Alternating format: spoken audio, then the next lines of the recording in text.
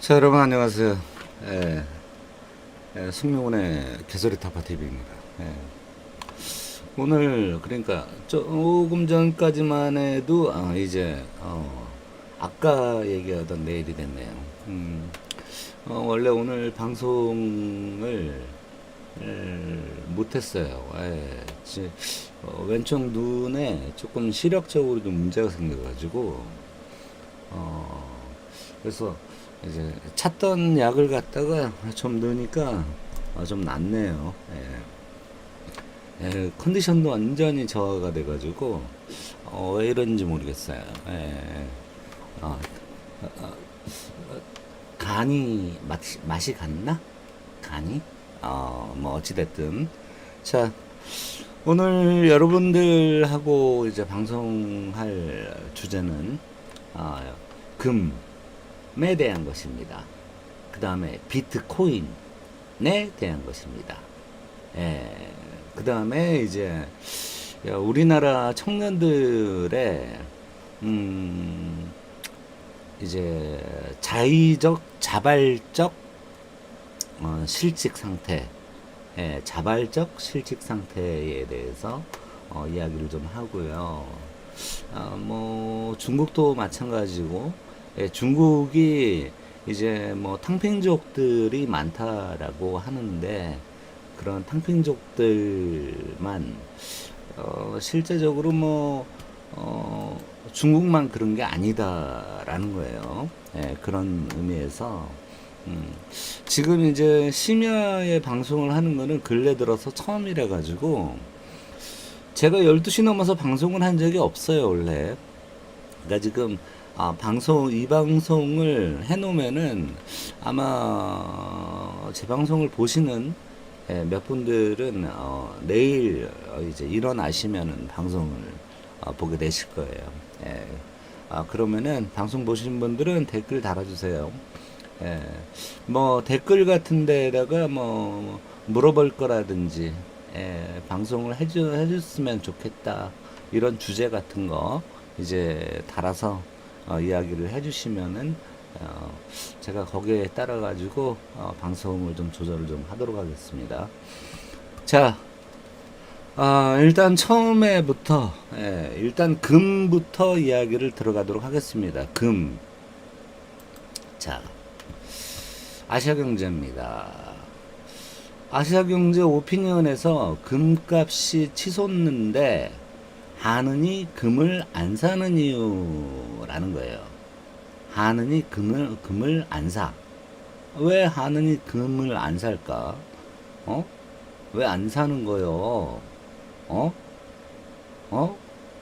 한은이 금을 사야 될 거 아니요? 왜 안 살까?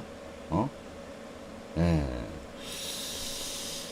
자, 뭐 한은 같은 경우에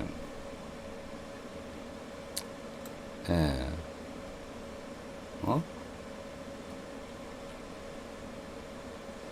이건 뭐냐?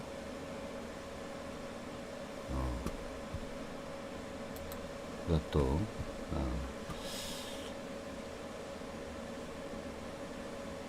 예.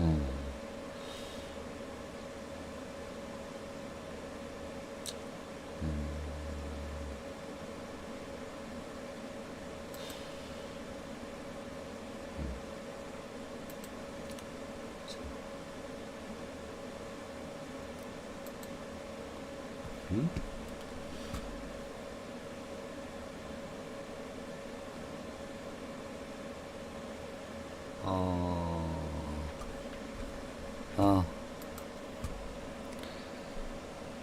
잠깐만 하나를 조금 해놓고 가도록 하겠습니다.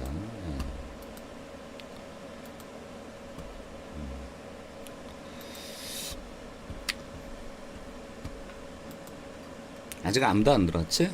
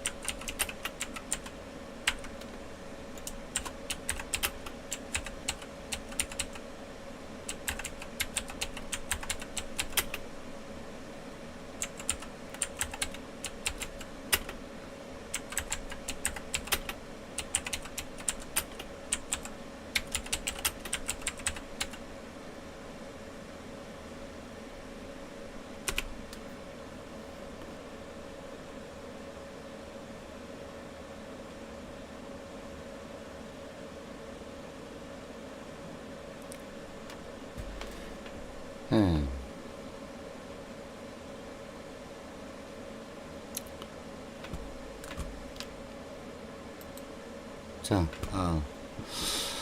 자, 제가 2000년 정도부터 이제 금에 대해서 이제 투자를 하라고 여러분들한테 말씀드렸어요. 그리고 코로나가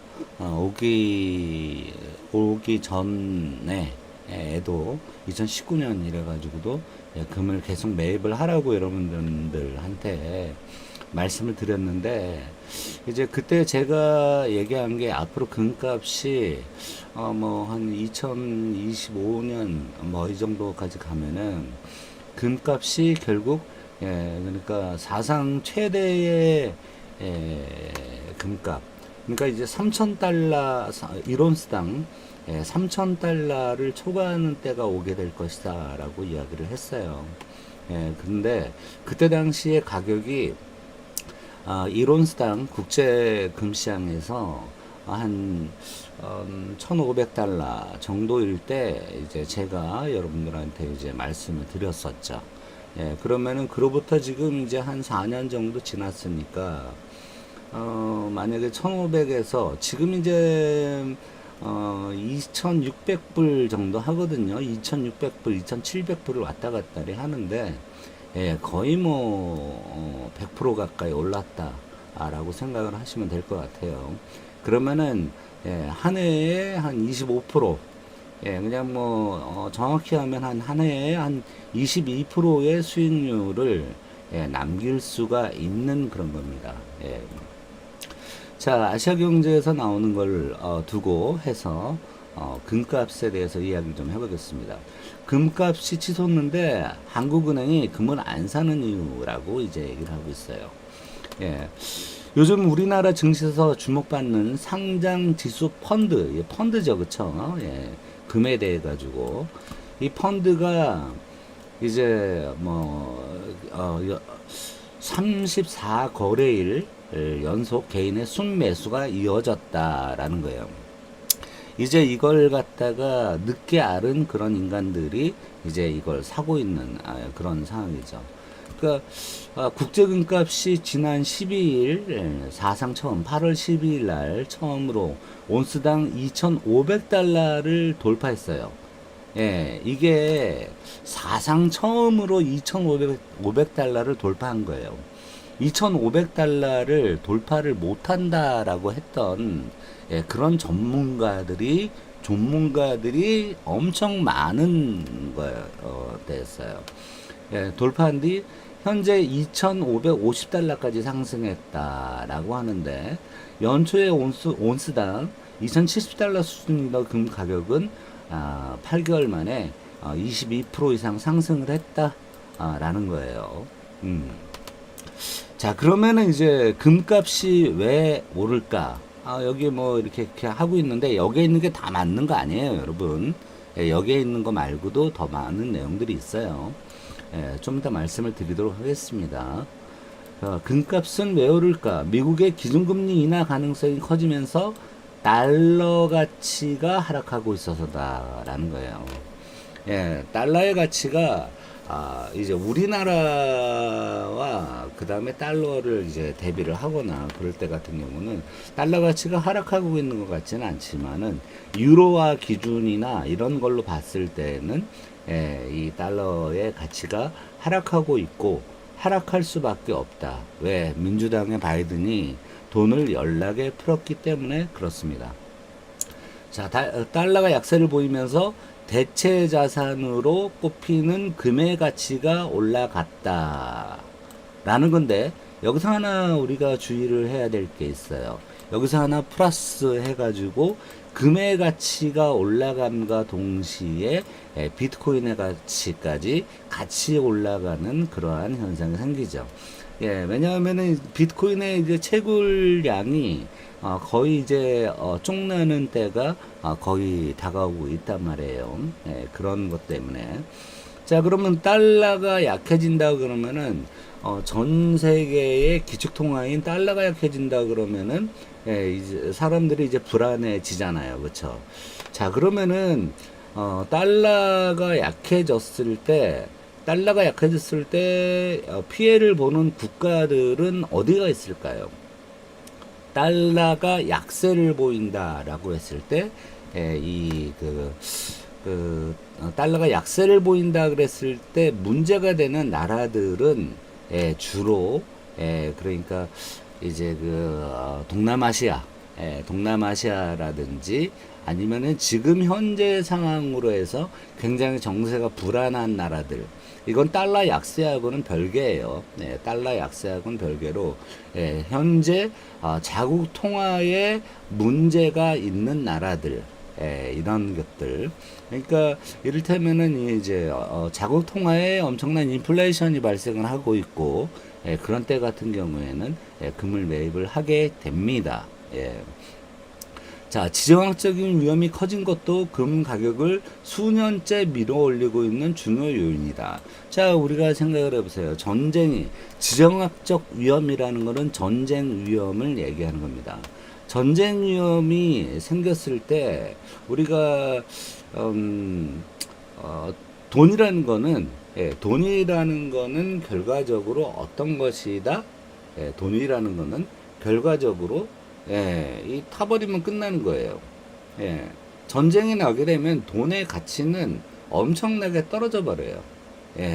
뭐 피난 가고 이러한 상황에서 우크라이나 돈의 가치가 엄청나게 바닥까지 떨어져 버렸던 그런 걸 보시면 이제 아실 거예요. 전쟁이 나면 돈은 가치가 없어져 버립니다. 차라리 금비녀 하나나 금가락지 하나가 낫다라는 그런 얘기가 나오죠. 자, 근데 이 지정학적 위험이라는 것이 한 군데에서만 일어나고 있는 게 아니라 미국과 중국의 갈등, 그 다음에 일본과 중국의 갈등, 한중 간의 갈등, 러시아 우크라이나 전쟁, 그 다음에 이스라엘 팔레스타인, 이스라엘 하마스, 그 다음에 이스라엘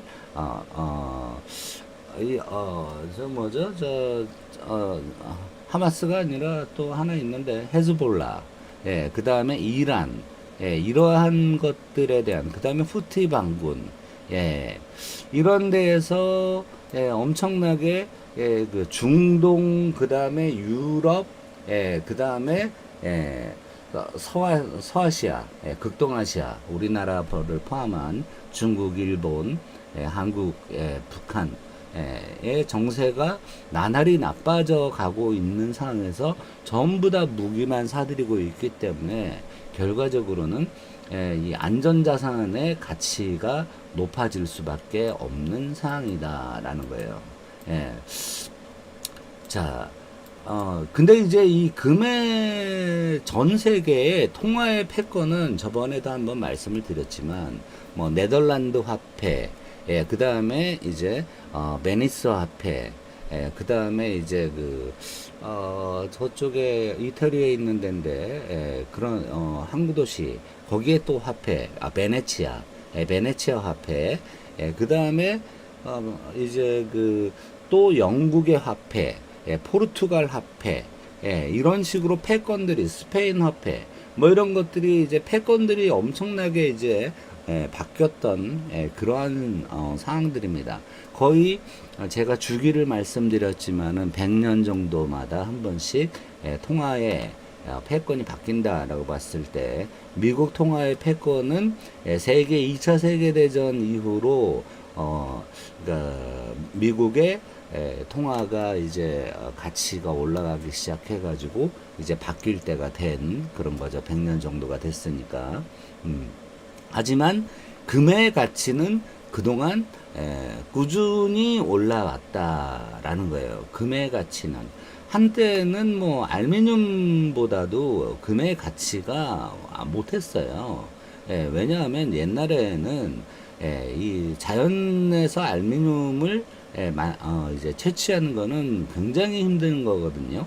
알루미늄은 이제 화학적 반응과 전기로서 만들어내는 것인데, 그런 것 같이 희소성에 의해서 우리는 이것이 결정이 됩니다. 그 다음에 이제 금빛이라는 게 사람들 머릿속에 꽉 박혀 있어 가지고 굉장히 금에 대한 그런 이제 가치를 잊을 수가 없죠. 그쵸? 예. 자, CNBC 같은 경우에는 저 미국에 있는 방송사입니다. 금은 불확실성에 번창한다라는 뭐 이거는 뭐 그냥 원래는 초등학생도 알아야 되는 건데 우리나라 사람들이 금투자라는 걸 갖다가 잘 몰라요. 사실 이제 돈이 있는 사람들이 이런 것들을 알고 있는 거죠. 미국의 금리 기준금리 인하 가능성이 한 뭐 0.25, 뭐 베이비 스텝 정도로 해서 커지고 있는 데다가 미국 대선도 있고 이런 것들이 있어가지고 금 가격이 올라가고 있다라는 거예요. 자, 그러면 아까 말씀드렸다시피 금은 누가 사고 있을까? 그러면은 이제 신흥국들을 기준으로 해서 신흥국 중앙은행들이 금을 매입을 주도하고 있어요. 자, 올해 1분기 세계 금 소비에서 각종 중앙은행들이 차지하는 비중은 23.4%로 1분기에만 올해 1분기 2024년 1분기에만 각종 중앙은행들이 23%로 지난 10년간 평균인 13%를 13%를 크게 뛰어넘는 10%라는 금을 갖다가 평균적으로 더 매입을 했어요. 여기에 중국, 러시아, 인도, 튀르키예 등 미국과 동맹 관계가 아닌 나라들이 적극적으로 금을 매수를 했어요. 이제 제재라든지 이런 것들에 의해 가지고 달러가 여의치 않게 됐을 경우를 대비하는 거기도 해요. 달러를 대체할 자산으로 금을 선택했다는 얘기다. 자, 그래서 JP모건은 미국 경제 체제에 대한 취약성을 줄이고 달러 의존도를 낮추기 위해 이들이 동남아시아와 그 다음에 미국과 교류 관계에 놓여 있지 않은 그런 나라들에서 금을 매입을 하고 있다라는 거예요. 자, 그러면은 한국은 금 보유량은 104톤이에요. 작년부터 1년 동안 해가지고 예, 중국이 작년부터 1년 동안 금을 얼마너치를 샀냐면 260톤을 추가로 샀어요. 260톤. 예, 260톤을 추가로 샀어요. 예, 그 다음에 이제 트르키에 같은 경우가 이제 트르키에 같은 경우가 148톤 정도 샀고, 그 다음에 이집트 같은 경우가 이제 47톤, 카타르 35톤, 이라크 34톤, 그 다음에 인도 33톤, 뭐 한 자리씩 해서 얘네들은 이제 톤으로 사죠, 그쵸? 근데 중국이 264톤을 매입을 했어요. 자료를 검색해 보시면은 튀르키예가 148톤으로 가장 많은 걸로 되어 있는데, 실제로 보면은 밀거래되고 한 것까지 해서 정식적인 금거래 시장에서 거래되지 않은 것까지를 파악을 했을 때 중국이 최근 1년간 작년 8월 달부터 이번 8월 달 이번 7월 달까지 산 금은 264톤을 초과합니다. 그리고 이제 지난 1년간에 세계에 있는 은행들이 금을 사들인 게 1967년 이후에 최대 규모로 전 세계에 있는 중앙은행들이 금을 매입을 했어요. 1967년입니다. 예, 거의 60년 만에 최대의 거래가 금거래에서, 근데 이제 세계 각국에 있는 중앙은행들에서 산 거예요. 그래서 총 이제 세계 금협회에 따르면은 이게 2022년 통계까지밖에 안 나와 있는데 이게 1136톤 1136톤이라는 엄청난 거래를 1년 만에 해버린 거예요. 1년 만에 거래를 해버린 그러한 근데 이게 1967년 이후 최대 규모고 올해 2023년, 2024년 통계가 또 나오면은 이게 갱신이 돼서 3연타 갱신을 2022년, 2023년, 2024년까지 연속으로 60년 만에 금값이 최대로 중앙은행들이 매입을 하는 은행들이 매입을 하는 거죠. 은행들이 왜 매입을 할까요? 은행들이 가지고 있는 달러 자산이 별반 이게 달러 가치가 하락돼 버리면 손해를 보잖아요. 외환을 가지고 있는데 그러니까 외환 대신에 달러 대신에 이 달러를 금으로 바꿔버리는 거예요, 여러분. 아시겠죠? 자기네 나라 돈으로 금을 사는 게 아니라 달러로 금을 거래하잖아요, 그렇죠? 달러로 금을 거래할 때 이 자기네가 가지고 있는 달러가 약세를 가지고 있기 때문에 그 약세인 달러를 내치고 그 돈으로 내칠 돈으로 금을 사서 놓는 거예요. 근데 이제 전 세계에서 있는 그런 중앙은행들 같은 경우에는 금을 살때 이제 우리 같은 경우에는 금 통장을 기준으로 해서 사잖아요. 부가세 때문에 금을 이제 실물로 이제 사지는 않는단 말이에요. 그래서 금을 가지고 금 통장 안에서 실물이 아닌 그 숫자로서 금을 갖다 거래를 해서 하는 거란 말이에요. 근데 이제 부가세라든지 아니면 이제 각종 세금, 우리나라 기준으로 해서 13.3% 되는 세금, 만약에 이제 금을 거래를 하거나 그럴 때는 13.3%를 거래세로 내야 됩니다. 근데 그런 게 없는 각국의 중앙은행들 같은 경우에는 금을 현물로 사들입니다. 금을 갖다가 이제 금을 지속적으로 금광이라든지 금시장이라든지 금 거래소라든지 이런 데서 현물로 금을 사다가 놔둡니다. 그러려면 이제 보안 장치도 필요하고 그 금을 놔둘 장소 지킬 시큐리티도 필요하고 하기 때문에 여러 가지 니즈를 충족해줘야 되는 게 있어가지고 이제 불안하지만 그게 지금 현재 달러를 가지고 있는 것보다 더 위험하다라고 예, 판단을 하고 있는 거예요. 몇 년 만에 60년 만에 그렇게 하고 있는 거예요. 달러의 패권이 약해질 것 같다라는 것에 대해서 인식을 하면서 이 금에다가 전부 다 투자를 하고 있는 게 지금 같은 경우에 어디냐? 그 각종 이제 아시아라든지 터키라든지 러시아, 중국 이런 데들이라는 것이죠. 자, 그러면은 이제 한국은행이 장기간 금을 자 2013년에 20톤을 매입을 한 뒤에 11년째 추가 매수를 하지 않고 있었어요.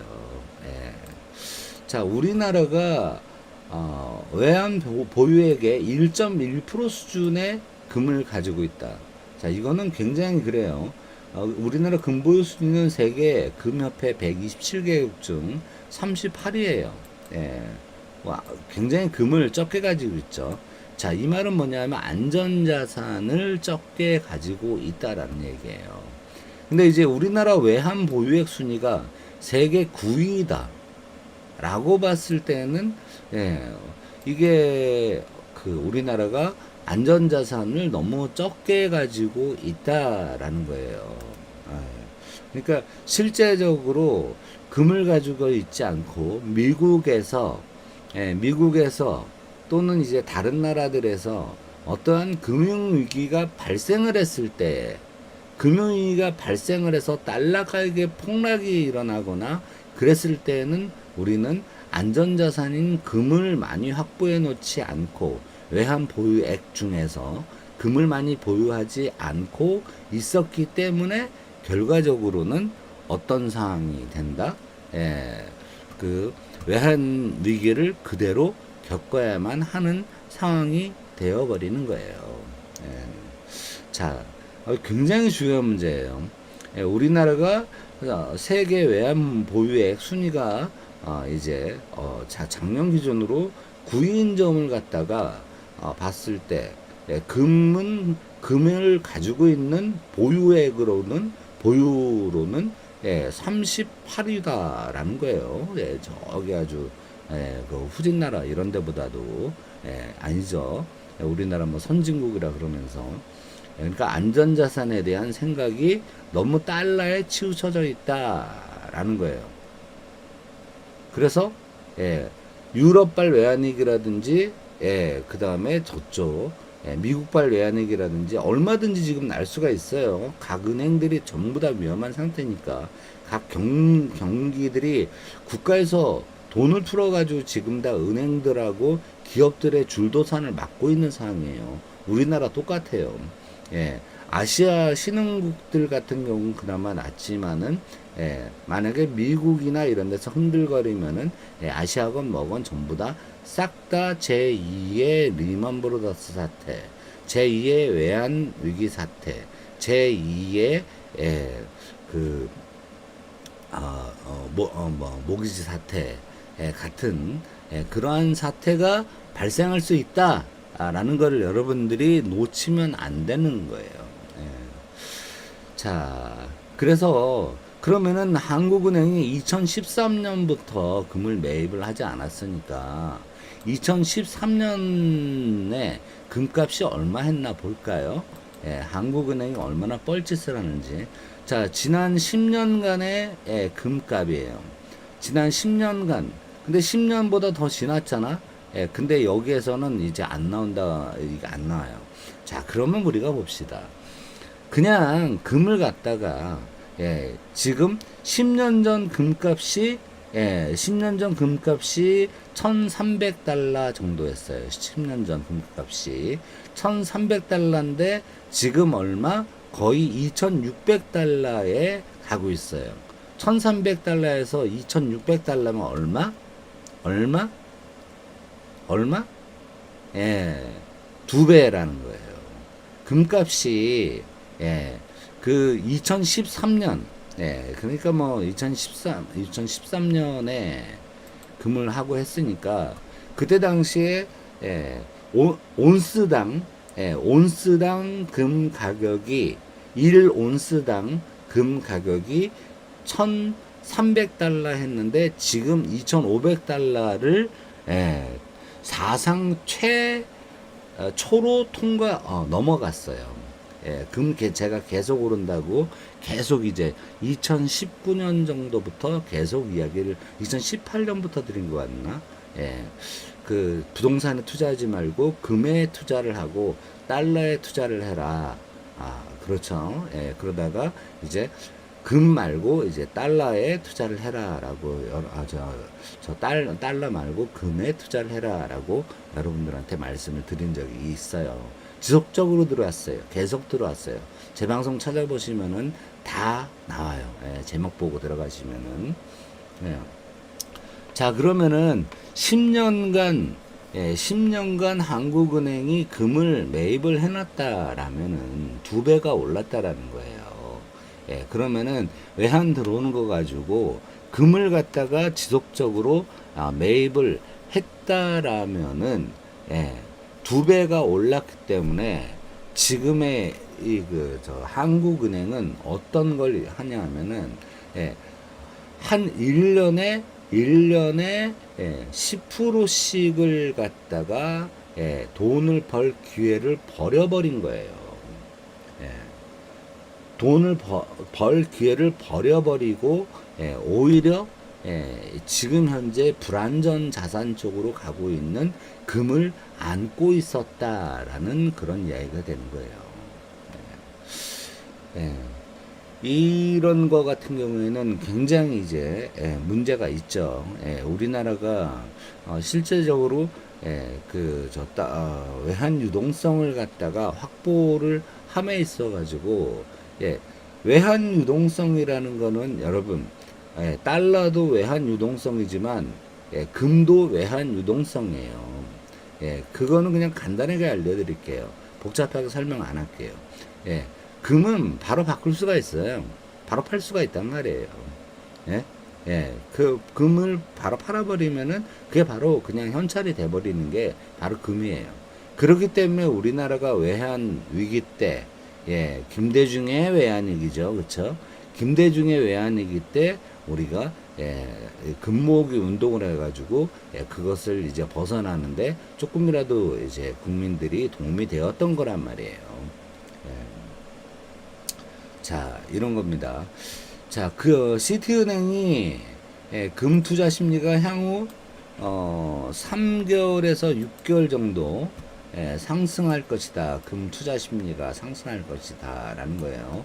자, 그리고 자, 여기서 제가 그동안 여러분들한테 계속 말씀드렸던 거. 근데 이제 거기에 대해서 뭔 개소리 하냐 했던 사람도 있었고, 했던 그 이야기. 내년 중반에는 온스당 3,000달러를 돌파할 수 있다고 전망했다라는 거예요. 온스당 3,000달러. 지금 이제 2,500달러를 하고 있으니까 3,000달러 돌파하면은 거의 뭐 또 25% 또 오르는 거죠. UBS 글로벌 자산운용 같은 경우에도 금값이 내년 중반께 온스당 2,700달러를 향할 수도 있다고 예상을 했다라는 거예요. 자, 근데 이게 자, 여기서 하나 여러분들이 간과할 수 있는 게 있어요. 내년 중반에 온스당 3,000달러를 돌파하는 거는 지금의 달러의 가치 기준이라는 거예요. 근데 지금의 달러가 내년 중반에 걸쳐 가지고 미국이 지금 계속 돈을 풀고 또 선거 때도 돈을 풀고 선거 딱 끝나고 나서도 또 신규 투자로 돈을 확 풀어버릴 거란 말이에요. 이건 민주당이든 공화당이든 똑같다라고 이제 생각이 된단 말입니다. 그러면은 내년 중반에 온스당 3,000달러를 얘기하는 거는 지금 현재 시세인 달러 기준이라는 거예요. 그러면은 얘네가 시티은행의 기준으로 미국 시티은행의 기준으로 봤을 때는 내년에 달러 가격이 내려가면 이게 3,100달러도 될 수가 있는 거고 온스당 금이 3,200달러도 될 수 있다라는 이야기가 된 거예요. 제델은 재테크가 된다라는 그런 이야기겠죠. UBS 글로벌 자산운용이 한 이야기도 똑같은 그런 이야기입니다. 예. 자, 세계금협회가 지난 6월 세계중앙은행 70곳을 대상으로 한 설문조사에서 약 30%가 내년에도 자체 금 보유량을 늘릴 것이다 라고 이렇게 했습니다. 예. 지금 보시면은 10년 동안에 가파른 상승 곡선을 왔죠. 예, 그래서 제가 말씀드린 게 2019년 정도 되니까 요 정도 그러면은 1,500달러 정도에서 제가 여러분들한테 말씀을 드렸어요. 1,500달러 정도에서 말씀을 드렸는데 지금 벌써 1,000달러 이상 오른 그러니까 지금 이제 4년 만에 1,000달러 이상 오른 게 되겠죠. 그러면은 1,500달러에 사는 게 1,000달러, 250달러 됐으면은 3분의 2, 3분의 2면 66.6%가 오른 게 되겠죠. 그러면 4년간 나눠보면은 4년간 나눠보면은 뭐 17%? 뭐 이렇게 거의 20%가 1년에 20%가 되는 수익을 갖다가 금으로 올릴 수가 있었다라는 거예요. 그래서 제가 금 투자를 말씀을 드렸던 거고 부동산이나 이런 데에는 하지 말고 나중에 망하니까 금에 투자를 해라. 하다못해 돈이 없으면 은혜라도 투자를 해라 라고 말씀을 드렸던 거예요. 말차님 반갑습니다. 제가 요즘 알람이 잘 안 가네. 그렇다는 거죠. 자, 이 제가 금 거린 이유를 이제 여러분들이 아시겠죠. 그쵸? 10년 만에, 10년 만에, 2배가 올라버린, 이 금, 우짤겨. 그리고 최근 4년 만에 66%가 올라버린 이 금값을 어떻게 할게요? 제가 금사라 라고 말씀을 그렇게 드렸잖아요, 말차님. 말차님은 금을 많이 사셨는지 모르겠어요. 저는 물론, 제가 말하는 대로 했죠. 제가 이제, 부동산 팔라고 했을 때, 부동산을 팔아야 됐고, 저도 팔았고, 근데 안 파신 분들은, 라떼신 거는 제가 책임질 수가 없고, 금을 사라 그랬는데, 사신 분들은 좋으신 거고, 좋으신 분들은, 이제 나중에, 후원해 주시면 되는 거고, 근데, 금을 안 사신 분들은 이제 배아야지가 좀 꼴리시는 거고 어쩔 수가 없는 그러한 상황인 것 같습니다. 자, 자, 그러면은 국제 금값이 이렇게 오르는데 제가 여러분 비트코인에 이제는 투자를 해야 됩니다 라고 제가 말씀을 드렸어요. 비트코인을 한번 보도록 합시다. 자, 비트코인의 이제 오늘자 가격이에요. 83만 2천 원. 2천만 원. 그래서 이제 지금, 8,100만 원이에요. 8,200만 원 가량이죠. 그쵸? 그래서, 오늘만 하더라도, 지난 5년간에 604%가 올랐어요. 지난 5년간. 그때 이제 제가 2021년 정도부터 해서 제가 말씀드리는 게, 미국이 결과적으로, 이 비트코인을, 가져가게 된다 그러면은, 다른 코인들은 다 쓸모가 없다.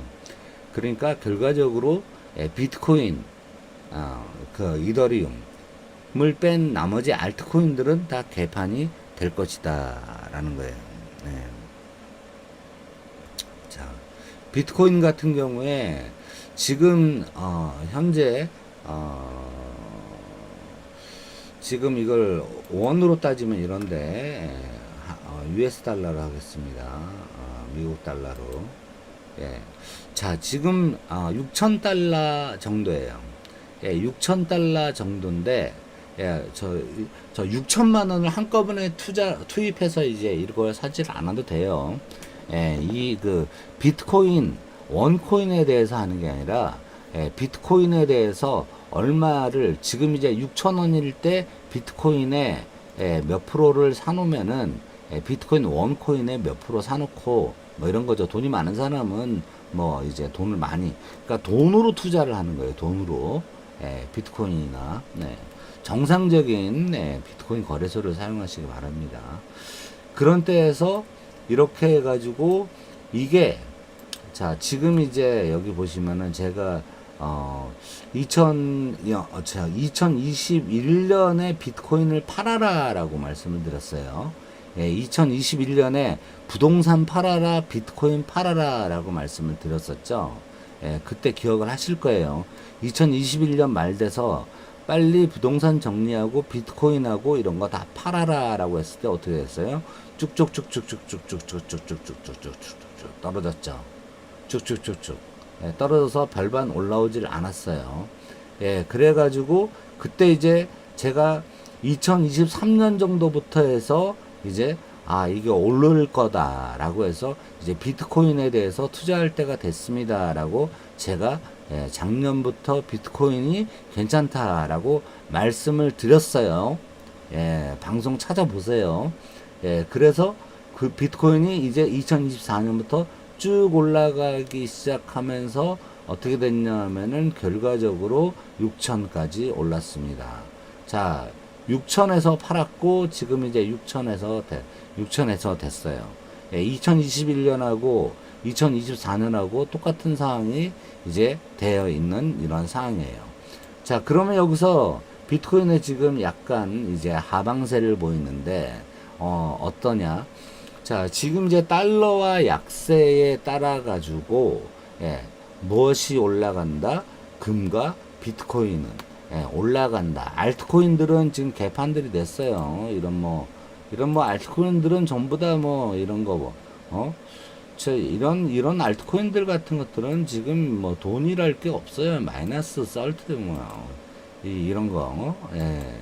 뭐 이런 것들 같은 경우에 이 다 쓰레기들이 돼버리는 그런 거예요. 예. 근데 이제 이런 걸 가지고 지금 보면은 차트를 보면 이제 우리가 알 수가 있죠. 이런 게 다 알트코인들이에요. 자, 근데 이더리움을 볼까요? 예, 이더리움도 보다가 2021년에 최고치를 하다가 제가 이때 팔락을 했을 때 제가 막 팔락을 했잖아요. 그쵸? 예. 뭐 11월, 12월, 예, 이때 막 팔라고 했어요. 그때 팔고 나서 쭉 떨어졌죠. 쭉 떨어지다가 다시 비트코인이 올라가는 작년부터 해가지고 다시 이제 올라와서 지금 이제 왔다리 갔다리 하면서 떨어져 있죠. 예.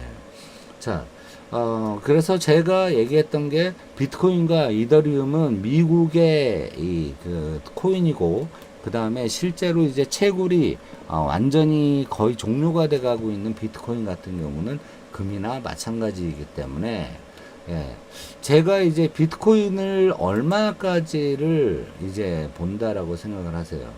예? 예. 그냥 제 내피셜로 예. 지금 비트코인에 지금 만약에 향후 10년을 봤을 때 비트코인은 지금 현재 그러니까 내년 이제 내년 상반기 진말자님의 인생에 정답은 없다. 하지만 오답은 있다. 정답도 있어요. 정답도 있어요. 자, 알트코인을 사서 알트코인을 많이 가지고 있는 애들하고 작전하면은 돈은 버는데 일반인이 알트코인 작전 세력에 들어갈 수가 없겠죠, 그쵸? 예, 진말자님 감사합니다. 예. 자, 그래서 예, 이게 이 자, 지금 현재 내년 상반기 정도가 되면은 국제적 불안 정세가 더 하면서 이제 미국의 트럼프가 집권을 하면서 더 불안 정세가 더 심해지면서 이 금과 비트코인은 폭등을 할 것으로 예상을 해요. 그래서 내년 상반기, 그러니까 지금 봤을 때 제가 봤을 때는 내년 3월 이전에 이것은 지금 이제 6,000달러인데 저 6,000달러인데 이것이 6,000달러가 지금 이제 10,000달러를 넘어갈 걸로 보여집니다. 제가 봤을 때는 내년 3월 달까지 10,000달러, 지금으로부터 4,000달러나 40% 올라간다라는 거예요. 그러니까 지금 같은 경우에 가격이 지금 좀 내려갔잖아요. 그쵸? 좀 내려갔을 때 사두는 그러니까 여기다가 뭐 만약에 1,000,000원을 묻었다 그러면은 1,400만 원이 되는 거예요, 여러분. 40% 올랐다. 근데 이제 제가 봤을 때 앞으로 향후 5년간 추산을 하면은 자, 그럼 여기다가 뭐 여러분들이 방송을 보는데 또 제가 또 증거를 남겨놔야 말만 그렇게 하는 게 아니라 증거를 남겨놔야 되겠죠. 자, 그러면은 제가 이제 자 비트코인을 지금 2025 상반기 1사분기 1사분기까지 얼마로 지금 예상을 하냐면 10,000달러가 10,000달러가 넘어간다라고 예상을 해요. 그러면 현재보다 40% 정도 올라간다라고 보고 있어요. 저도 비트코인에 투자를 할 겁니다. 그리고 이 비트코인에 자, 여러분 재미로 100만 원 넣어봐. 100만 원 넣어보면은 내년에 140만 원 돼 있으면은 좋을 거 아니야. 100만 원이면 뭐 그냥 없어도 되는 돈이잖아. 자, 그랬을 때 그러고 이제 지속적인 달러 약세가 있을 거예요. 달러 약세가 있을 건데 미국 금리를 내리겠죠. 내년도에 미국 금리를 내릴 겁니다. 미국 금리를 내리게 되면은 이게 달러가 강세를 보이느냐, 달러가 약세로 되는 거죠. 그러면은 연방준비제도가 이 지금 다른 전문가들은 미국의 불경기를 걱정을 하고 있는 상황이에요. 미국의 불경기를 걱정을 하고 있는데 연준만 인플레이션을 걱정하고 있는 상황이에요. 자, 다른 모든 전문가들 대부분이 인플레이션보다는 미국의 불경기가 올 것을 걱정을 하고 있는 상태인데 이렇게 하고 자빠져 있는 상태예요. 그렇기 때문에 내년 같은 경우에는 연준이 이번 년에도 연준이 한 베이비 스텝으로 0.25% 정도 내릴 수가 있겠죠. 근데 내년 연초에 내년 이제 상반기에 한 0.25% 다시 또 0.25% 정도를 내린다 라고 하면은 이 베이비 스텝으로 해서 0.75%가 갑자기 내려가기 시작하면은 세계적인 금융 혼란이 오게 됩니다. 그렇게 되면은 달러 약세, 달러 약,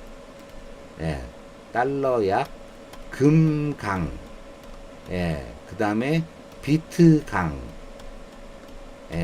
그 다음에 이더 강, 세계가 올 것으로 예상이 되는데 이게 굉장히 패닉이 이제 패닉처럼 올 수도 있다라는 거예요.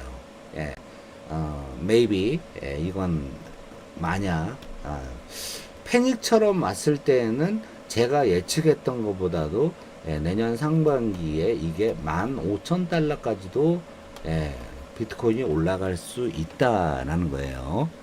그런 것들을 여러분들이 알고 일단은 여윳돈이 계시다.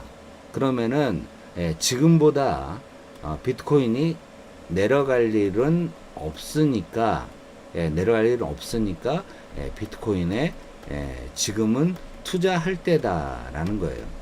자, 그래서 실제적으로 자, 5년 비트코인이 5년 정도가 됐을 때 같은 경우에는 실제적으로 제가 봤을 때는 5년 정도 지나면은 약 5만 달러 정도가 돼 있을 걸로. 지금보다도 뭐 엄청나게 엄청나게 이제 돼 있는 거의 5년 만에 이제 거의 뭐 8배 68에 48 8.2% 8.2배 정도가 될 걸로 예상을 해요. 왜냐하면 그 중간에 굉장히 큰 이 그 달러의 문제가 발생을 할 거예요. 달러의 문제가 발생을 하면서 달러 패권이 잃어버려는 달러 패권이 꼬꾸라지는 상황이 발생을 할 거기 때문에 이런 상황이 온다라고 예상을 해요. 그리고 더 이상 채굴이 안 되고 있어요. 이제 채굴이 너무 힘들다라는 거예요. 그래서 자, 이게 지금 어떤 상황이 되냐 하면은 이 비트코인이 자, 다른 사람들이 어떻게 생각하고 있냐면 비트코인을 다른 사람들이 뭐라고 생각하고 있냐 하면은 비트코인이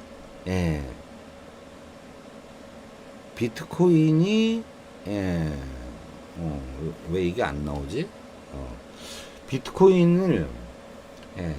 비트코인이 지금 현재 이거를 금과 같이 안전자산으로 본다라는 거예요. 안전자산. 자, 비트코인과 금의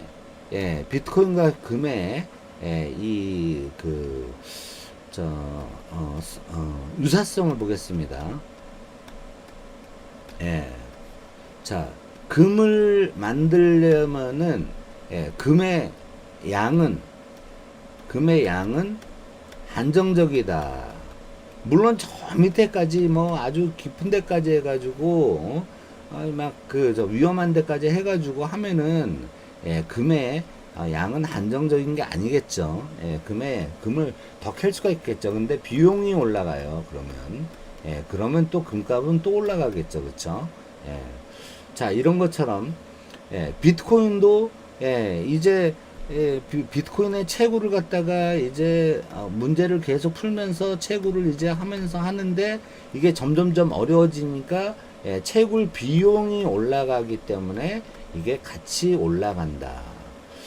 채굴을 하는데 비용이 상승되면은 이 두 가지 가격은 올라간다. 라는 공통점을 가지고 있어요. 여기에는 비트코인도 있지만 이더리움도 있겠죠. 이더리움 같은 경우에도. 그러면은 이것이 이렇게 돼 가지고 있는데 그러면은 희소성 어차피 한정적이고 비트코인도 한정적이기 때문에 희소성을 만족시킨다. 그 다음에 채굴 가격이 증가한다. 1번 희소성, 채굴 가격이 증가한다. 라는 거예요. 그 다음에 3번으로는 이걸 갖다가 중앙은행들에서 여기에 대한 부서들이 이제 다 만들어졌다. 부서들. 예. 이것들이 다 만들어졌다라는 거예요. 예. 그렇기 때문에 그리고 미국 정부가 이 비트코인에 대해서 인정을 하는 분위기다라는 거예요. 그러면 결국 달러가 내려가고 다른 화폐들이 내려갔을 때 어떻게 되느냐? 금과 은은 지정학적인 은, 그 다음에 비트코인은 올라갈 수밖에 없는 구조를 가지고 있다. 근데 지정학적인 큰 문제들을 가지고 있기 때문에 대폭 상승할 수 있는 확률이 굉장히 크다라는 거예요. 그래서 실제로 5년에서 10년 갔을 때 이게 10년까지 갔을 때 달러의 하락을까지 예상을 하면은 이게 저 같은 경우에는 얼마까지 본다? 10만 달러까지 봐요. 앞으로 10년 기준은 엄청난 걸 보죠. 10몇 배가 튀긴 이런 상치로 되죠.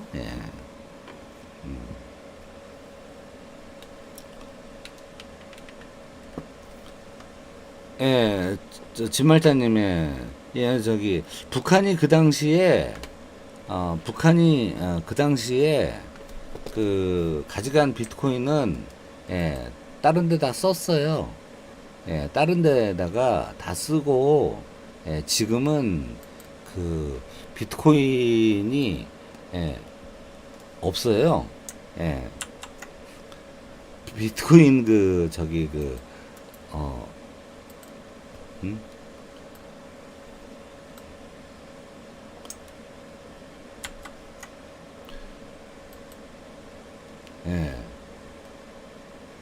비트코인 그게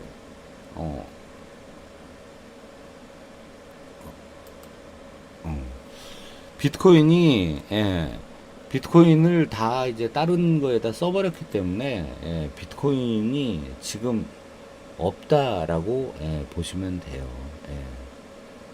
비디오 캡처 장치. 되나?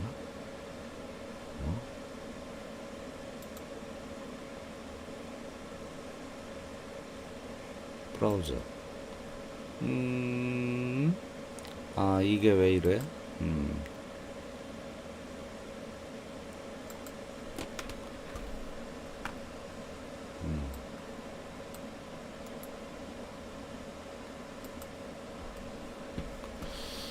자, 브라우저 속성.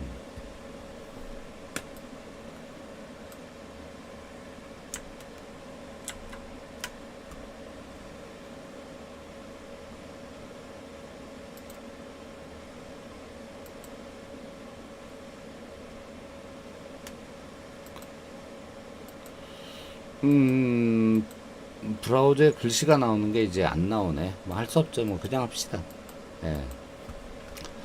자, 그러면은 자, 그러면은 지금 현재 2024년에 우리가 6만이다. 근데 이게 연말 2024년 연말 정도 되면은 이미 이게 8만 정도 가 있을 8천 이게 6천 8천 6 8 근데 이게 내년 3월 정도 되면은 내년 3월 정도 되면 이게 만 달러가 되어 있을 확률이 높다라는 거예요. 그래서 이걸 길게 봐가지고 길게 봐서 실제로 앞으로 그러니까 2030년에 봤을 때는 이게 결국 약 5만 달러 정도까지 됐을 거다라고 예상을 하는 것이고 2035년까지 봤을 때에는 이게 10만 달러까지 된다라는 제 생각이에요. 앞으로 향후 10년간의 향후 10년간의 비트코인 추세를 말씀드린 거예요. 비트코인 추세. 자, 그러면은 여기에 자, 지금 달러에 연동하던 금이 어떻게 되냐 하면은 이것 또한 역시 지금 이제 전체 이제 금의 국제 금의 이 그 저 채굴량이 얼마 안 남았어요, 여러분.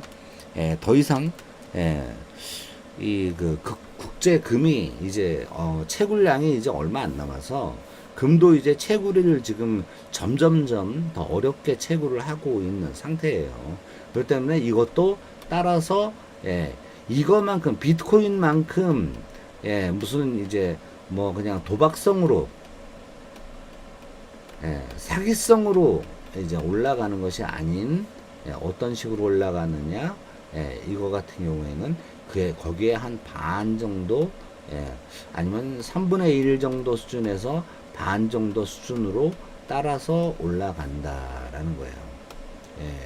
이게 뭐냐 하면 달러 약세와 이제 달러 패권의 붕괴라는 거예요. 달러 패권의 붕괴라는 거죠. 이거를 요번에 가속시킬 사람이 등장을 해요. 이번에 가속시킬 사람이 등장하는데 그게 누구겠어요, 여러분? 이거를 가속시킬 사람은 누구냐 하면은 바로 트럼프가 고립주의를 통해 가지고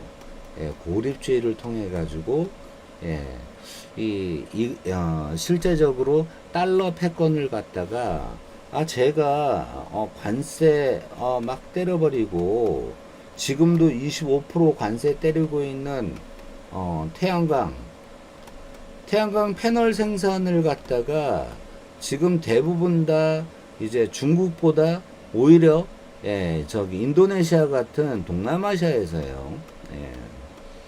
이런 것들 관세 다 때려버리는 거 25% 때리던 거 50% 떨어져 버리면은 이런 게 도저히 미국 업체라든지 다른 데 업체하고 단가 싸움이 안 돼. 단가 싸움이 안 돼. 자, 여러분들이 쓰는 그냥 저렴한 이런 뭐 이제 생필품 같은 경우는 테무, 알리익스프레스 이런 데에서 할 수가 있지만은 이런 실제 산업용 이런 태양광 패널, 산업용 패널 이런 것들 같은 경우는 이 적절한 값을 받아야 되거든요. 그렇기 때문에 안 된다라는 그런 거예요. 자, 그러면 비트코인의 투자를 비트코인과 이더리움만 저는 얘기를 했어요. 이더리움 같은 경우는 좀 더 만만하죠. 여기 이더리움을 한번 다시 보도록 합시다. 이더리움 같은 경우에는 가격대가 제가 예측했던 대로 쭉 다 이렇게 해서 올라와서 지금 잠깐 떨어졌는데 이거 올라간다 안 올라간다? 올라갑니다. 떨어졌을 때 이더리움 사놓으세요. 올라갑니다. 향후 지속적으로 올라갑니다. 근데 이제 그러니까 세계 경제 시장에 패닉이 오는 상황이 돼버린다 라고 했을 때는 그때는 재차 고려를 해야 됩니다. 저는 우체국 계좌를 만들었어요. 그런 게 아니라 진말자님 증권 계좌를 만들면 그 안에 금 계좌가 있습니다. 증권 계좌를 만들어서 그 가상금이 아니고 그냥 금입니다. 금인데 이제 가상이 아니라 실제로 런던 은행이나 이런 데에서 가지고 있는 금이에요. 그 금에 대해서 투자를 사고 팔고 하는 겁니다. 그 권리만을 사고 팔고 하는 거예요. 숫자로만. 예. 자, 그 일반 통장을 만들어 가지고 금거래를 할 수 없습니다. 예. 자, 증권사 통장을 하나 개설을 하셔 가지고 만들면 됩니다. 증권 계좌 같은 경우는 저는 키움증권을 쓰기 때문에 키움증권 같은 경우를 쓰시면은 괜찮습니다. 예. 뭐 삼성증권을 하셔도 상관없고 키움증권으로 하시면은 뭐 어디나 하더라도 국제 이제 한 증권 계좌 하나만 해 놓으시면은 뭐 ETF라든지 뭐 선물이라든지 금거래 계좌라든지 그다음에 증권 국내 증권거래 해외 증권거래까지 모조리 다 할 수가 있습니다. 아.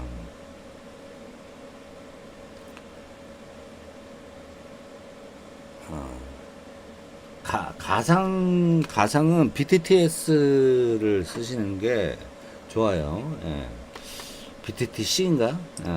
예. 제가 이제 쓰는 게 있는데, 예. 제가 쓰는 게 있어요. 예.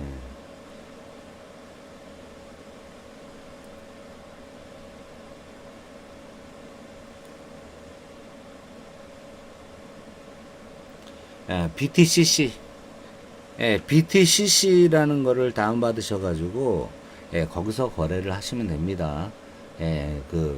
플레이스토어에 있습니다. BTCC. BTCC. 근데 공부 조금 하시고 하셔야 돼요. 공부 조금만 하시면 됩니다. 유튜브 몇 번만 보시고 하시면 돼요. BTCC에서 우리나라 우리나라 코인 거래소 해서 하시면 돼요. 우리나라 코인 거래소 제일 큰데 해서 하시면 됩니다. BTCC에서 그게 이제 그 코인 거래소 BTCC가 코인 거래소라고 보면 돼요. 자, 그러니까 그거는 코인에 대해서는 한번 다시 특집으로 해드릴게요. 코인 거래에 대해서는. 자, 그렇습니다. 자, 오늘 금 얘기, 그 다음에 비트코인 이야기, 그 다음에 향후 정세 이야기들 얘기해드렸는데 여러분의 살림살이에 보탬이 확실하게 되기 바랍니다. 자, 이런 것들은 안 좋을 때는 기존 이제 현물 쪽이 안 좋을 때는 이러한 것들이 괜찮다. 그러니까 기존 경제가 안 좋을 때는 다른 데서 돈을 버는 방법이 있다라는 거예요. 왜냐하면 다른 사람들이 지금 경제 사정이 안 좋기 때문에 이거보다는 다른 데 투자를 해야 돼 라는 생각을 갖기 때문에 그 다른 데 투자를 하는 게 비트코인과 금입니다. 그걸 지금 제가 차트로 알려드렸고 제가 그거를 언제 팔아라 언제 사라라고 했던 것들 갖다 여러분한테 방송 드렸던 이야기를 그대로 다시 한번 드렸습니다. 그렇기 때문에 자,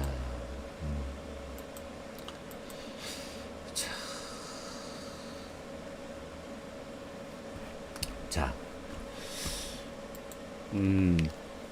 방송을 이제 더 다른 것까지 더 하려고 했는데 굉장히 복잡한 이야기들을 해서 오늘은 이 금 이야기, 비트코인 이야기, 그 다음에 달러 약세에 대한 이야기, 왜 달러가 약세가 될 수 있는 이야기, 약세가 되는가를 갖다가 이제 전부 다 해서 이제 어제 했던 그저께 했었죠.